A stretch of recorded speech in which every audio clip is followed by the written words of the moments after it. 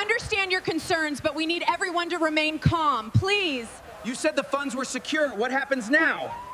The moment an HOA president called the cops on me for standing in my own driveway, I should have known somebody around that lake was hiding something. Cold fog rolled off Blackwater Lake the morning I moved in, thick enough to blur the fishing docks across the shoreline into gray shadows. Rain tapped against the metal roof of the moving truck while my old Ford pickup idled halfway down the gravel driveway, exhaust drifting into the wet cedar air. The whole neighborhood looked like one of those polished lake communities people retire into after 30 years of office work and golf memberships. Stone mailboxes, matching lantern posts, expensive base boats tied to private docks. The kind of place where everybody smiled too long and watched too carefully.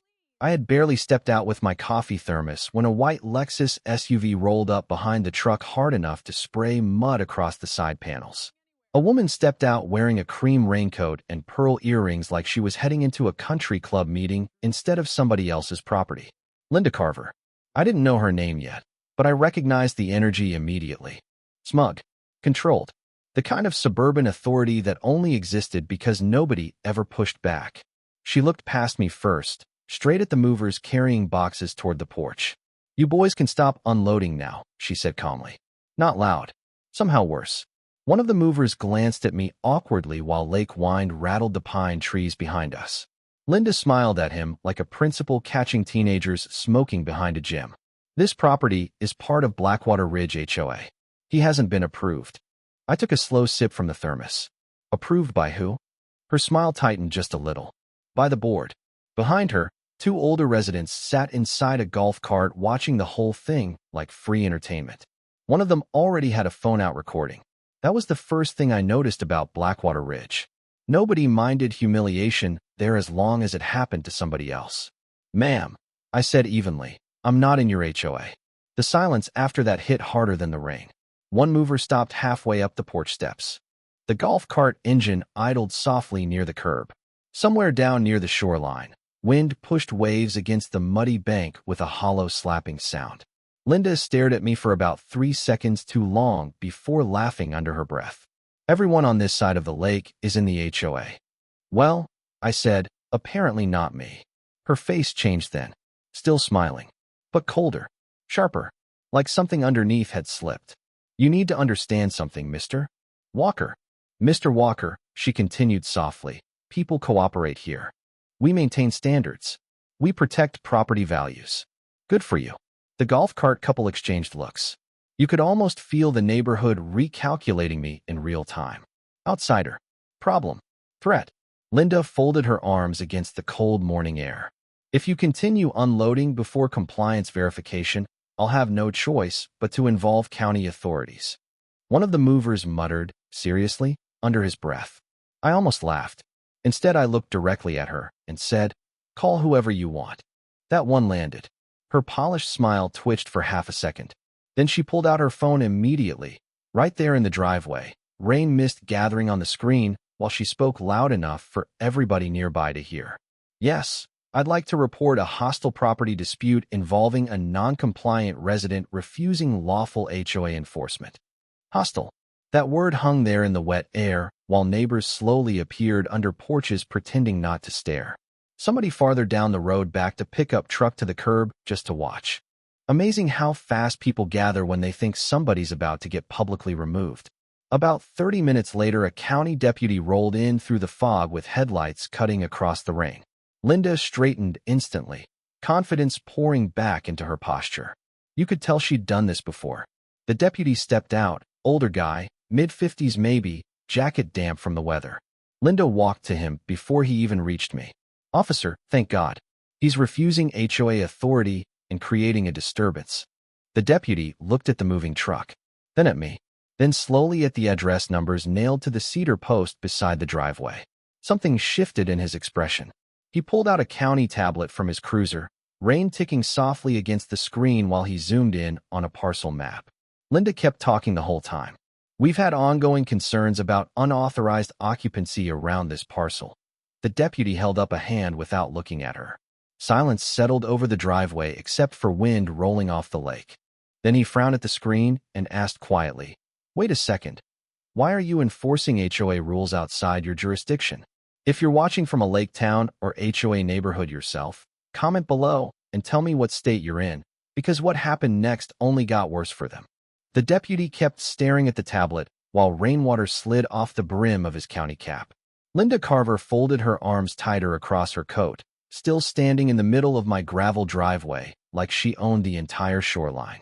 Behind her, more neighbors had drifted closer under umbrellas and covered porches, watching with that quiet suburban hunger people get when they think somebody else is about to become a cautionary tale. The deputy finally looked up.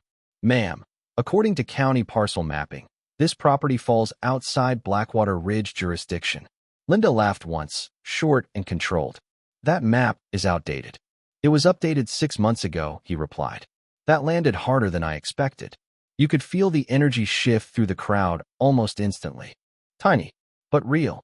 One of the men near the golf cart lowered his phone halfway. Linda noticed it too. Her smile stayed in place, but her eyes changed. Not panic yet. Irritation. "Officer, with respect, this resident is already creating hostility within the community." "By moving into his house?" the deputy asked. Silence. Cold lake wind pushed fog across the road, while rain clicked softly against the moving truck roof. Somewhere down near the fishing docks, a loose cable tapped rhythmically against a metal pole. Linda stepped closer to the deputy and lowered her voice enough to sound private while making sure everyone could still hear her. "We have standards here. We cannot have people bypassing established governance." Governance. That word told me everything about her. She did not see neighbors. She saw compliance. The deputy handed the tablet back toward his cruiser. "Well, unless he's violating county law, there's nothing I can do." Linda looked at me then, and for the first time that morning, the polished confidence slipped just enough to expose anger underneath it. "This is not over, Mr. Walker." "Did not think it was," I said calmly. She stared another second before turning toward her Lexus. Nobody spoke while she walked away. That silence felt heavier than yelling would have. The moment her SUV disappeared through the fog, the neighborhood changed around me in subtle ways that somehow felt worse. Porch curtains moved. A couple standing near the shoreline immediately stopped talking when I looked their direction. The golf cart rolled off without waving. One of the movers muttered, "Man, these people are weird," before loading another box onto his shoulder. By late afternoon, the rain got harder. Gray water rolled through the ditches beside the road, and thunder echoed somewhere beyond the lake. I was unpacking kitchen supplies when a white envelope appeared taped to my front door. No stamp, no address, just my name written in thick black marker. Inside was a printed notice from Blackwater Ridge HOA claiming I owed $12,000 in emergency compliance fines for unauthorized occupancy and landscaping violations. Landscaping violations. I looked outside at muddy tire tracks and unopened boxes sitting under a tarp. The house had not even been occupied for 8 hours. At the bottom of the page was Linda's signature. Clean. Careful. Smug. I actually laughed for a second before realizing somebody had already posted my house online. Around dinner time, my phone started buzzing with unknown numbers. I ignored the first few until one voicemail came through from a blocked caller. Older male voice. "Calm. People around here protect their investments, Mr. Walker. You should think carefully before making enemies your first week." Then click. Nothing dramatic. Somehow that made it worse. Around 7 o'clock, I drove into town for coffee and a burger at a small diner near the county marina. The place smelled like fryer grease, wet denim, and burnt coffee.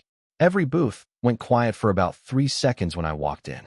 That was when I realized Linda had already reached farther than the neighborhood. The waitress still served me politely, but she kept glancing toward two older couples whispering near the window. One woman finally leaned over and asked, "You the guy fighting Blackwater Ridge?" Fighting. Amazing how fast a story mutates in small towns. "Just moved in," I answered. She gave me a look somewhere between sympathy and warning. Those HOA people do not usually lose. Outside, thunder rolled over the lake again, while rain hammered the diner roof hard enough to shake the windows. I sat there staring through fogged glass at my pickup truck parked under the flickering marina lights, trying to figure out why a neighborhood association was reacting like I threatened their survival just by existing nearby. Then I remembered something from closing day. Buried inside the paperwork stack had been an old survey sketch the title company almost tossed aside, because it looked outdated. Hand-drawn shoreline markings. Utility access notes. One line circled in red ink. Reserved parcel easement. I had not thought much about it at the time. Sitting there in that diner with half the town already treating me like a problem, I suddenly did. The storm stayed over Blackwater Lake all night. Around 4 in the morning, thunder shook the windows hard enough to wake me on the couch, surrounded by unpacked boxes and damp cardboard. For a few seconds, I forgot where I was. Then I saw the envelope from Blackwater Ridge sitting on the kitchen counter beside my cold coffee thermos, and the whole weight of that neighborhood settled right back onto my chest. Outside, fog drifted low across the shoreline, swallowing the fishing docks until only the dock lights glowed faintly through the gray. I slept maybe another hour before headlights swept across the bedroom wall. 2 pickup trucks rolled slowly past my driveway before sunrise. Not speeding, just watching. That was the thing about Blackwater Ridge. Nobody threatened directly. They performed pressure. By 8 o'clock, I was driving toward the county administration building 30 miles inland with the old survey sketch folded on the passenger seat beside me. Rainwater sprayed behind semis along the highway while local radio hosts talked about storm warnings and property tax disputes like the entire state ran on paperwork and resentment. I kept replaying Linda's face from the driveway. Not embarrassed. Not confused. Angry that somebody had interrupted control she assumed already belonged to her. That kind of confidence usually comes from history, meaning this was probably not the first time she leaned on somebody weaker until they folded. The county records office sat beside the courthouse square behind rows of wet cedar trees and cracked sidewalks shining from rain. Inside smelled like old paper, burnt coffee, and radiator heat. Fluorescent lights buzzed overhead, while clerks moved through stacks of property binders like they had been doing the same job since 1987. Nobody looked up much. I like that. Quiet places reveal things loud people miss. I handed the survey sketch to an older records clerk named Denise. White hair, reading glasses hanging from a chain around her neck. She studied the paper for maybe 10 seconds before frowning slightly. Where did you get this? Closing documents. This easement notation should not still exist. Those words hit harder than they probably sounded. Denise typed for a while without speaking. Rain rattled softly against the courthouse windows, while thunder rolled somewhere deeper across town. Finally, she turned the monitor slightly toward me. Parcel maps filled the screen in faded county colors. Property lines around Blackwater Ridge curved neatly around the lake until one narrow section near the shoreline stayed outlined in a different shade. That strip there, she said quietly. That is not assigned to the homeowners association. I leaned closer. The highlighted parcel ran directly underneath the private lakeside clubhouse, half the visitor parking lot, and the stone walking path wrapping toward the marina docks. Who owns it? I asked. Denise clicked another file. Then another. Her expression changed. Not dramatic. Just enough to tell me something had shifted. According to county transfer records, she stopped and adjusted her glasses. Nobody ever separated it from the original Walker Estate subdivision. My stomach tightened a little at hearing my own last name attached to the screen. Meaning what exactly? Denise looked toward the front counter like she wanted to make sure nobody else was listening. Meaning if your deed traces back through the original parcel chain, she paused again. That section may legally belong to your property. Outside the courthouse windows, lightning flashed bright enough to wash the room white for half a second. I just sat there staring at the map while pieces started clicking together in my head. The hostility, the urgency, the immediate pressure campaign. Linda had not reacted like somebody protecting neighborhood rules. She reacted like somebody terrified I might look too closely. Denise printed several records and slid them across carefully. You did not get these from me, she said. This subdivision has history. Before I could answer, my phone buzzed across the counter. Unknown number. I almost ignored it until the voicemail notification appeared immediately after. One new message. I played it quietly beside the records desk. Linda's voice. Calm, controlled, dangerous in that polished suburban way she had perfected. Mr. Walker, I strongly recommend you stop digging into documents you clearly do not understand. Some situations become expensive for everyone when outsiders insist on making unnecessary trouble. Then silence. No goodbye? Denise slowly looked up from the printer. That your HOA president? I folded the parcel maps carefully back into the envelope while rain hammered the courthouse roof above us. Apparently, I said. She already knows I found something. By the time I drove back from the courthouse, the storm had settled into that steady cold rain that makes lake towns feel smaller than they are. Fog hung low over Blackwater Lake, swallowing half the shoreline and turning the pine trees into dark silhouettes against the water.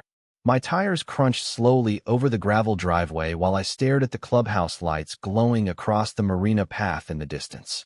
Now that I understood where the disputed parcel actually sat, I could not stop seeing it. The walking trail, the stone fire pit area, half the parking lot packed with expensive trucks and SUVs. All of it sitting directly on the strip connected to my deed chain. And somehow Linda Carver had known before I ever unpacked my kitchen boxes. The realization left a dull pressure in my chest that had nothing to do with fear anymore. It was anger, quiet anger, the kind that builds slowly once you realize somebody tried to corner you before you even understood the game. As I stepped out into the cold air, I noticed 3 residents standing under the covered marina awning across the shoreline. They stopped talking the second they saw my headlights. One of them turned away immediately. Another kept staring. People in Blackwater Ridge were beginning to act less confident now. Not friendly, just nervous. There is a difference. I barely made it inside before my phone rang again. This time it was not a blocked number. Linda Carver. I let it ring twice before answering. Mr. Walker, she said smoothly, like we were discussing a dinner reservation instead of an escalating property dispute. I think this situation has become unnecessarily adversarial. Rain tapped softly against the windows while I set the county records folder on the kitchen counter. You called the cops on me the morning I moved in. Because you refused standard community procedures. Your community procedures do not apply to my property. Silence. Then her voice softened in that calculated way people use when they're trying to regain control they already lost. Grant, people here are concerned. There are rumors spreading already. That caught my attention. Not because of the rumors. Because she sounded worried about them. What kind of rumors? Another pause. That there may be confusion involving shoreline access rights. There it was. Not denial. Containment. I walked toward the back deck overlooking the lake while thunder rolled faintly beyond the fog. Sounds like something your board should clear up. Her tone tightened immediately. You need to understand how much money homeowners have invested here. Funny, I said calmly. You seemed less concerned about investments when you were taping fake violation notices to my front door. For the first time, Linda lost the polished rhythm in her voice. Just for a second. Nobody authorized that. But nobody stopped it either. Another silence settled between us while rainwater dripped steadily from the deck railing into the mud below. Finally, she spoke again, slower now. Maybe we should meet privately before attorneys get involved. Attorneys. Interesting choice of word for someone supposedly dealing with a harmless misunderstanding. Why would attorneys need to get involved? I asked. She answered too quickly. I did not say they would. Then she ended the call. I stood there staring across the lake while cold wind rolled through the trees carrying the smell of wet cedar and muddy shoreline. Lights flickered inside the clubhouse across the water. Several vehicles still sat outside despite the weather. Emergency board meeting maybe. Damage control. Something was already moving behind the scenes. Around 9 that night, another envelope appeared in my mailbox, except this one came certified through county delivery. Not from the HOA. From a law office in Charleston. I opened it at the kitchen table while thunder shook the windows again. Formal demand letter. It accused me of interfering with community operations and warned me against pursuing fraudulent ownership claims tied to common access property. I read that phrase twice. Fraudulent ownership claims.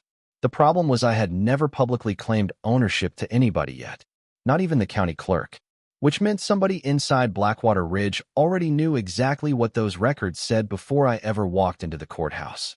At the bottom of the letter was the attorney signature line, Harrison Pike Legal Group. Then I noticed something else. Tiny print beneath the address. Special counsel retained by Blackwater Ridge Shoreline Development Corporation. Not Homeowners Association. Development Corporation. My stomach tightened as I looked back toward the fog-covered marina outside. Suddenly, this was feeling a lot bigger than some controlling HOA president protecting neighborhood rules. The next morning, Blackwater Ridge felt different. Not calmer, tighter. Like everybody around the lake had received the same quiet warning overnight.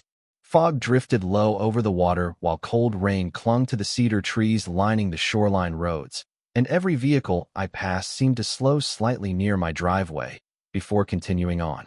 Nobody waved anymore. Even the older guy fishing off the marina dock avoided eye contact when I walked past with my coffee thermos. That told me more than gossip ever could. People knew something. They were just afraid to say it out loud. Around 10 o'clock, I drove toward the small hardware store outside town to pick up supplies for the house. The moment I walked in, conversation near the register stopped cold. Not hostile exactly. Worse than hostile. Careful. A woman near the paint aisle glanced toward me and whispered something to her husband before they quietly left without buying anything. I grabbed a box of screws and roofing sealant while pretending not to notice. Small towns always believe silence protects them. Usually it just exposes fear faster. At checkout, the cashier leaned forward slightly once nobody else was nearby. "You should probably stop fighting Linda Carver," she said quietly. "People around here lose business over that kind of thing." I studied her for a second. Mid-60s. Nervous eyes. Genuine concern underneath it. "Has this happened before?" Her face changed instantly. She looked toward the front windows before lowering her voice even further. "Nobody says that out loud." Then she handed me the receipt without another word. Driving back along the lake road, I started noticing things I missed before. Nearly every common area around Blackwater Ridge carried branding tied to Shoreline Development Corporation instead of the Homeowners Association itself. Small plaques near the marina. Tiny logos on maintenance trucks. Even the clubhouse banners. It was subtle enough most residents would never question it. But now I was questioning everything. By afternoon, the rain finally broke into scattered drizzle, leaving the shoreline muddy and slick beneath the docks. I spent hours going through closing documents spread across my kitchen table while thunder rolled farther out across the hills. The more I read, the stranger the structure became. The Homeowners Association technically managed the neighborhood, but Shoreline Development Corporation controlled the lake access contracts, marina leases, clubhouse financing, and commercial easements tied to the disputed parcel. Meaning if ownership of that strip collapsed, the damage would hit far beyond HOA politics. Loans, insurance, property values, potentially millions tied to land they might not legally control. Suddenly Linda's panic made perfect sense. Around 5 o'clock, a black luxury SUV pulled slowly into my driveway. Not Linda this time. A man stepped out wearing an expensive raincoat and polished boots that sank immediately into the wet gravel. Mid-50s. Gray hair. Calm posture. Lawyer energy without even trying. He introduced himself as Richard Voss, legal counsel for Shoreline Development Corporation. "I was hoping we could discuss this misunderstanding professionally," he said while glancing toward the lake behind my house. "Professional would have been not threatening me before I unpacked," I replied. He smiled politely without warmth. Emotions escalated unnecessarily. "Mostly on your side." That actually amused him a little. He removed leather gloves slowly before continuing. "Mr. Walker, there are situations where legal technicalities create avoidable complications for entire communities." Interesting phrase. Legal technicalities. You understand my meaning. I looked toward the marina path cutting across the shoreline parcel. Residents were already gathering at the clubhouse for some evening event. Expensive trucks filling parking spaces sitting directly on disputed ground. None of them had any idea. "No," I said calmly. "I think I am still learning what your meaning is." His smile faded slightly. Blackwater Ridge depends on stability. Public disputes over land ownership could create consequences for homeowners who have done nothing wrong. There it was. Not denial again. Damage containment. Richard never once claimed the parcel records were incorrect. He only talked about consequences if people found out. The wind picked up harder off the lake, carrying the smell of rain-soaked cedar and muddy shoreline between us. Finally, he lowered his voice. "If this matter proceeds formally, things may become unpleasant in ways neither of us want." "You mean expensive?" "For everyone." I studied him quietly for a moment before answering. "Then maybe somebody should have thought about that before calling the cops on land they did not own." That landed. His jaw tightened just enough to break the polished attorney mask for half a second. Tiny crack, but real. Then he reached into his coat pocket and handed me a business card. "You should speak with counsel before making any public claims." Public claims again. Everybody kept using that phrase, meaning the fear inside Blackwater Ridge was no longer about me discovering the truth. It was about other people discovering that I discovered it. That night, I stopped thinking like a homeowner and started thinking like a survey contractor again. For years, I had worked around county infrastructure disputes, marina access permits, shoreline setbacks, easement conflicts. Most people assume property fights are emotional. The dangerous ones are financial. Once money, liability, and insurance exposure enter the room, entire institutions start panicking at once. Rain rolled steadily across Blackwater Lake while I sat at the kitchen table, surrounded by parcel maps, financing records, and shoreline permits spread beneath the yellow overhead light. Outside, fog pressed low against the deck railings, and the muddy shoreline below looked almost black under the storm clouds. Across the lake, the clubhouse lights stayed on past midnight. Somebody inside Blackwater Ridge was still scrambling. Around 1 a.m, I finally found the first crack big enough to matter. Shoreline Development Corporation had refinanced the marina and clubhouse expansion 3 years earlier using the disputed parcel as part of the collateral footprint listed in the environmental access filings. I read the language twice to make sure I was not missing something. If they pledged land they did not legally own, the exposure went way beyond HOA embarrassment. That could trigger lender review, insurance review, title disputes, maybe even county compliance investigations tied to shoreline permitting. I leaned back slowly in the chair while thunder rolled over the water. For the first time since moving there, I felt the balance shift emotionally inside me. Linda and her people had spent days trying to isolate me socially, pressure me financially, and intimidate me legally before I understood what was happening. But now I finally understood what they were actually afraid of. Not me. Exposure. Early the next morning, I drove into Charleston through heavy fog and courthouse rain to meet an attorney named Claire Bennett, a property litigator an old colleague recommended years ago. Her office overlooked the harbor above a diner where rain hammered the metal awnings hard enough to echo through the windows. Claire listened quietly while reviewing the parcel maps and development filings spread across her conference table. Mid-40s. Sharp eyes. No wasted words. Halfway through the documents, she stopped flipping pages and looked directly at me. Grant, these people are not threatening you because they think you are wrong. I figured that much out. No, she said calmly. You do not understand yet. They are threatening you because somebody already knows they may have a liability disaster. She pointed toward the marina financing documents. This parcel appears tied into permitting, insurance coverage, commercial access rights, and lending disclosures. I stared out the rain-covered office windows toward the harbor, cranes disappearing into gray fog. How bad could it get? Claire answered without hesitation. Bad enough that every resident in Blackwater Ridge could eventually ask why nobody disclosed this earlier. That sentence stayed with me the entire drive back to the lake. Because suddenly Linda Carver was not just protecting authority anymore. She was protecting a narrative. And if that narrative collapsed publicly, the neighborhood itself might turn on her. By late afternoon, the weather cleared just enough for residents to gather around the marina again. Golf carts rolled through the shoreline paths. Couples stood near the docks whispering while pretending not to stare at my truck passing by. But something had changed in the atmosphere now.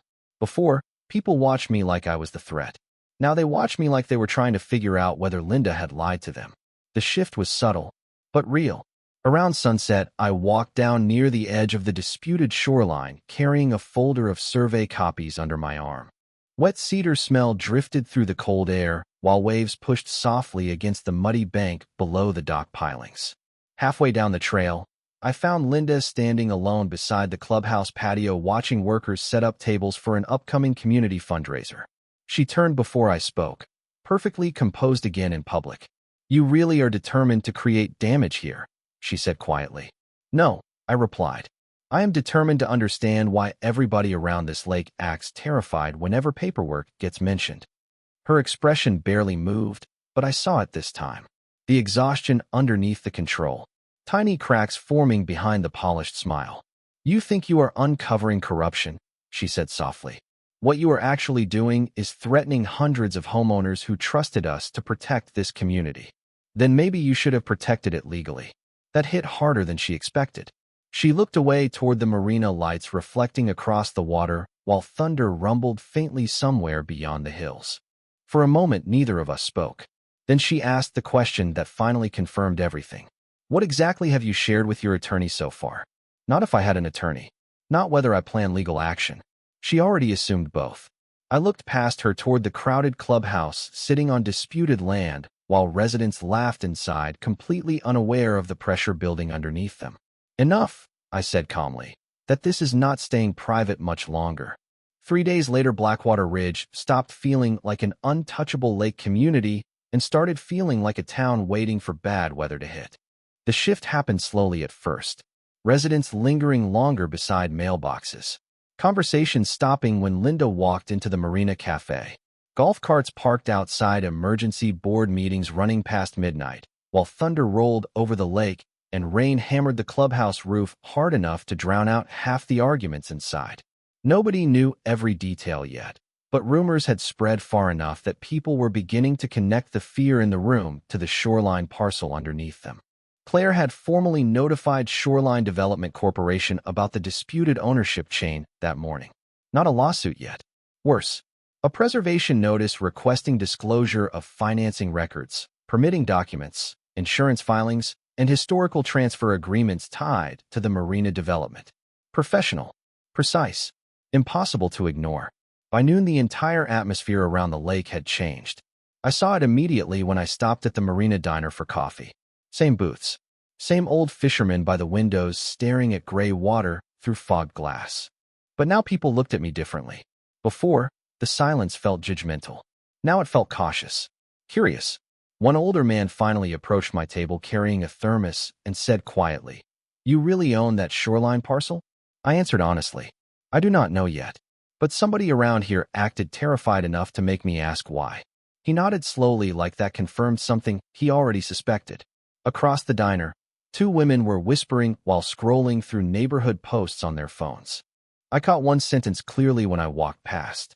Linda knew for years. Knew. Not suspected. Not worried. Knew. That word was poison inside a community built entirely on trust and property value confidence. Around sunset, the HOA held an emergency residents meeting at the clubhouse. Every parking space along the marina filled with pickup trucks, luxury SUVs, and golf carts lined up beside the muddy shoreline trail. Rain drifted lightly across the lake while fog pressed low over the docks, muting everything except the sound of distant thunder and nervous conversation. I stayed outside near the boat launch while residents filed into the building. Some avoided eye contact completely. Others stared too long. One man in a Blackwater Ridge jacket stopped near me and quietly asked, "Did they really call the cops on you before all this started?" "First morning I moved in," I answered. His expression darkened immediately. Jesus Christ. That reaction spread faster than any legal document could, because now residents were no longer picturing some abstract property dispute. They were picturing Linda publicly humiliating a homeowner while apparently hiding a land problem underneath the neighborhood the entire time. Social authority does not collapse all at once. It cracks in layers. Inside the clubhouse, voices started rising loud enough to carry across the wet parking lot. Somebody shouted Linda's name. Then another voice yelled, "Why are we hearing this from outsiders instead of the board?" A few residents stepped back outside looking pale and angry. One older woman walked straight past me muttering, "She told us everything was protected." 10 minutes later, the front doors opened again, and Linda emerged onto the patio beneath the rain-covered awning. She still wore the polished smile, but now it looked strained around the edges, like something physically exhausting her underneath it. Conversations around the parking lot immediately quieted when she stepped outside. That silence hit harder than yelling. Nobody moved toward her anymore. Nobody asked if she was all right. She scanned the crowd and finally locked eyes with me, standing near the shoreline. "You seem very satisfied with yourself," she called out calmly. I walked a few steps closer through the wet gravel. "Not satisfied," I said. "Just surprised nobody here asked questions sooner." Several residents nearby heard that. You could see it on their faces instantly. Embarrassment, doubt, anger turning inward. Linda noticed too. Her voice sharpened slightly. "You are exploiting confusion to damage this community." "No," I replied quietly. "I think this community is finally realizing who actually damaged it." The silence after that was brutal. No defense from the crowd. No support. Just rain tapping against the marina roofs while fog drifted over the black water behind us. For the first time since I arrived at Blackwater Ridge, Linda Carver looked completely alone. Rain hit the lake harder the next morning, turning the shoreline trails into slick mud and filling the marina parking lot with standing water that reflected flashing county vehicle lights through the fog. By 7:30, the entire neighborhood already knew something serious had happened overnight. Residents stood under covered porches clutching coffee mugs while county trucks rolled slowly through Blackwater Ridge toward the clubhouse. Nobody waved anymore. Nobody smiled. The silence around the lake felt heavy enough to break apart. I parked near the fishing docks and watched two county inspectors unload document cases beneath the awning while a sheriff deputy stood near the entrance speaking quietly into a radio. The same deputy Linda had called on me my first morning there. Funny how things circle back around. Across the lot, Linda stepped out of the clubhouse wearing a navy raincoat and forced composure. But even from 50 yards away, I could see the exhaustion on her face now. Her movements looked tighter, more controlled, like somebody holding together a collapsing structure with bare hands. Claire arrived beside me carrying a waterproof folder filled with filings. County Permitting Division suspended review approvals this morning, she said quietly over the ring. Temporary administrative hold until ownership verification gets resolved. I looked toward the clubhouse windows where nervous residents crowded behind the glass, watching the county officials move through the building. That bad? Claire nodded once. Worse.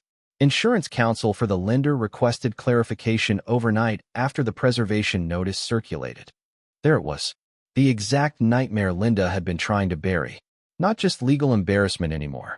Institutional attention. Liability exposure. Financial panic. One of the inspectors walked toward the marina trail carrying parcel maps, while another began photographing shoreline access points sitting directly on disputed land. Residents nearby started whispering louder as they realized what those maps meant. This was no longer rumor. Government vehicles do not show up to wealthy lake communities for harmless misunderstandings. Around 8:15, the clubhouse doors opened and voices immediately spilled outside. Sharp voices. Angry ones. A middle-aged resident stormed onto the patio and pointed directly at Linda. You told us ownership was settled years ago. Several people behind him started talking at once. Another woman shouted, Our property disclosures never mentioned any of this. Linda raised both hands trying to regain control. Everyone needs to calm down. We are working through a temporary administrative review. Temporary administrative review. She still sounded like an HOA president giving parking instructions at a summer picnic. But nobody was listening anymore. Fear had replaced trust too quickly. The sheriff deputy stepped closer to the entrance as more residents gathered near the marina awning under the pounding rain. Nobody looked at Linda the same way now. That social authority she carried around like armor had completely cracked open. One older resident finally looked toward me, standing near the shoreline, and asked loudly enough for the crowd to hear. Did they really threaten you before this came out? Before I could answer, Linda cut in sharply. This man has deliberately escalated confusion for personal leverage. No, Claire replied calmly beside me, speaking for the first time. My client responded after your organization attempted intimidation tied to disputed property exposure. The entire crowd went quiet.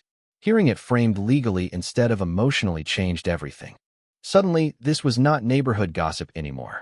It was documented conduct. Linda looked at Claire with open frustration now. You are destroying this community over technical parcel disputes. Claire did not even blink. Mrs. Carver, county investigators do not suspend shoreline permits over technicalities.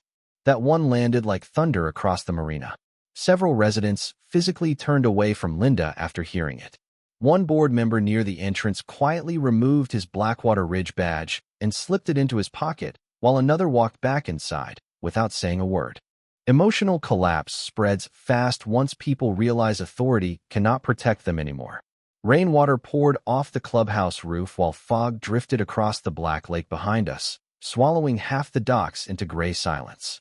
Linda stood completely alone beneath the awning now, surrounded by residents who suddenly looked at her less like a leader and more like the person who may have endangered everything they invested their lives into protecting. The collapse happened faster once the county investigation became public record. Within 2 weeks, Blackwater Ridge looked nothing like the polished lake community I first drove into through the fog. The marina expansion permits were frozen pending ownership verification. The lender tied to Shoreline Development Corporation demanded internal audits. Insurance carriers requested revised land disclosures. Residents started receiving notices from attorneys advising them to preserve closing documents related to shoreline access representations. Every conversation around the lake now carried the same nervous energy, like people were slowly realizing the ground beneath their investments had never been as stable as they were promised. And through all of it, Linda Carver kept trying to maintain control long after the community stopped believing in her. The final HOA board meeting happened on a cold Thursday evening under heavy rain that turned the clubhouse parking lot into muddy pools reflecting emergency lights and fog-covered dock lamps. I did not even plan to attend at first. Claire convinced me otherwise. "You should see how this ends," she said quietly. Inside the clubhouse, the atmosphere felt completely different from the first time I saw that building glowing proudly across the shoreline. No confidence left. No polished smiles. Just exhausted residents sitting in tense silence while thunder rolled outside over the lake. Linda stood at the front of the room, holding printed statements with trembling hands she kept trying to steady against the podium. "The board has always acted in the best interests of this community," she said carefully. Nobody answered. Not one person. The silence after that sentence stretched so long you could hear rain hitting the marina roof through the walls. Then an older resident near the front finally spoke. "Did you know the shoreline parcel was disputed before you called the cops on Mr. Walker?" Linda froze. Just for a second. But everyone saw it. That tiny hesitation destroyed the last piece of authority she still had left. "We relied on prior legal guidance," she answered quietly. "That is not what he asked," another resident said from the back. More voices followed immediately after that. Angry ones now. Not chaotic. Hurt. People talking about retirement savings, refinancing problems, disclosure fears, property value concerns. One couple admitted they postponed selling their house because buyers were already asking questions about the marina permits online. A board member sitting beside Linda slowly removed his folder from the table and stood up. "I am resigning effective immediately," he said flatly. Then another followed him. Linda looked around the room as if waiting for someone to defend her. Nobody did. That was the cruelest part of watching social power collapse. It never sounds dramatic. It sounds empty. 30 minutes later, the remaining board voted to suspend Linda pending the county investigation. No applause followed. No celebration. Just exhausted silence while rainwater streaked down the clubhouse windows facing the lake. Linda gathered her papers slowly without looking at anyone. As she passed me near the exit, she finally stopped. Up close, she looked years older than the woman who blocked my driveway that first morning. "You could have handled this quietly," she said softly. Not angry anymore. Just tired. I looked past her toward the fog rolling across Blackwater Lake where the marina lights reflected off the water, sitting on land nobody had properly questioned for decades. "You called the cops on me before I even unpacked," I answered calmly. Nothing about this was ever going to stay quiet. She stared at me another second before walking out into the rain completely alone. 3 months later, the shoreline dispute officially settled. My deed chain was validated through county review, and Shoreline Development Corporation entered a long-term lease agreement for continued use of the marina path, clubhouse access road, and waterfront parking area tied to my parcel. Ironically, the community survived precisely because the truth finally surfaced before the financial exposure got worse. Residents who once avoided eye contact now nodded when they passed my driveway. A few even apologized quietly over time. One older man brought over a cedar bench for my back deck after learning I restored old fishing boats as a hobby. Funny how fast people change once fear leaves the room. On cold mornings, I still sit outside with a coffee thermos watching fog drift across the lake while waves roll softly against the muddy shoreline below the docks. The marina gate stays open now. No security threats. No anonymous notices taped to my door. Just quiet water, wet cedar air, and the sound of rain tapping gently against the metal roof of my garage workshop, while the community slowly rebuilds around the truth nobody wanted uncovered. But every now and then a county truck still pulls into Blackwater Ridge for ongoing compliance inspections tied to shoreline disclosures and development permits. And whenever residents see those headlights cut through the fog again, the entire lake goes silent.